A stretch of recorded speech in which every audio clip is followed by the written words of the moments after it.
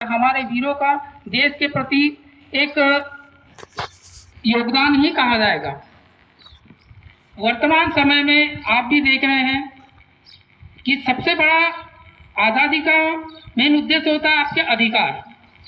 जब तक आप अपने अधिकारों को जानेंगे नहीं और आपके अधिकारों का यदि कोई हनन करता है तो वास्तव से आप आज़ाद नहीं है, चाहे वो हमारा देश हो चाहे कोई भी देश हो।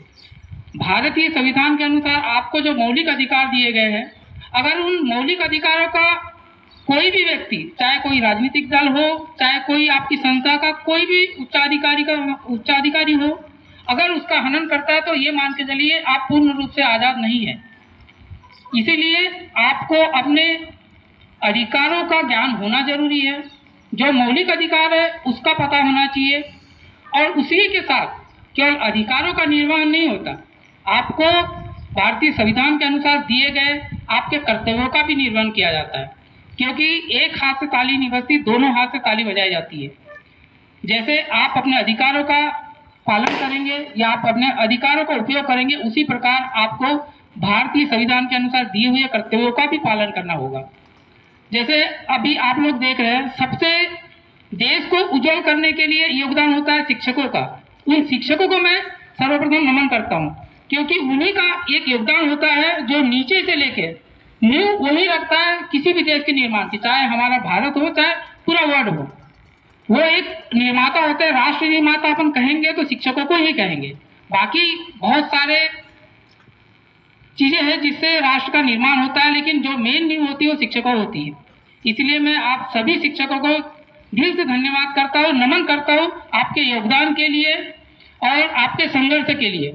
अब मैं बात करता हूँ अधिकारों की। देखिए, आप लोग आज भी जानते हैं, आप नर्सिंग कॉलेज से स्टूडेंट भी हैं यहाँ पे। असल में क्या हो रहा है कि जो आप लोगों के साथ में हो रहा है वो इसीलिए हो रहा है क्योंकि आपको आपके अधिकारों का ही पता नहीं है। सबसे बेसिक होता है आपका शिक्षा का अधिकार। देखिए क्या है कि जो अभी आपका जो क्लासेस वगैरह है या आपका जो डिले चल रहा है, उसके लिए आप लोग आवाज ही नहीं उठाते। इंस्टीट्यूट की बात करें, इंस्टीट्यूट अपना काम कर रहे हैं।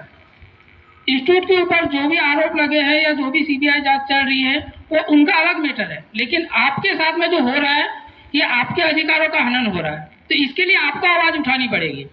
जब तक आप आवाज नहीं उठाएंगे, स्टूडेंट फोरम आवाज नहीं उठाएगा, तब तक ये मान के चलिए जहाँ 3 साल या 4 साल का कोर्स है वो आज आप भी जानते हैं कि जहाँ आपका कोर्स कंप्लीट हो जाना चाहिए था वो आज भी आप सेकेंड ईयर या थर्ड ईयर की एग्जाम दे रहे हैं।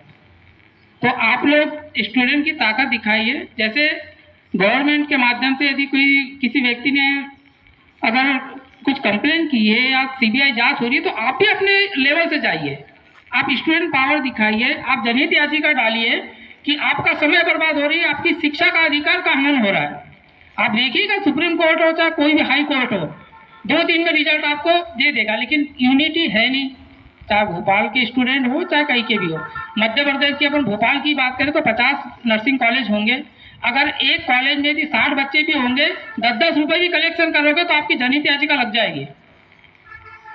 तो इसी प्रकार से मैं आपको यही कहना चाहता हूँ कि आपके जब तक आप अधिकारों को नहीं जानेंगे, आज़ादी का कोई मूल्य नहीं है। हमारे जो वीरों ने और महात्मा गांधी के अथक प्रयासों से जो उन्होंने हमें आज़ादी दिलाई है, वो केवल इसलिए नहीं दिलाई है कि हम किसी के गुलाम बन के रहे। आज की पीढ़ी क्या हो रही है? आज की पीढ़ी भी गुलाम हो रही है। हम पूर्ण रूप से आज़ाद कब कहेंगे?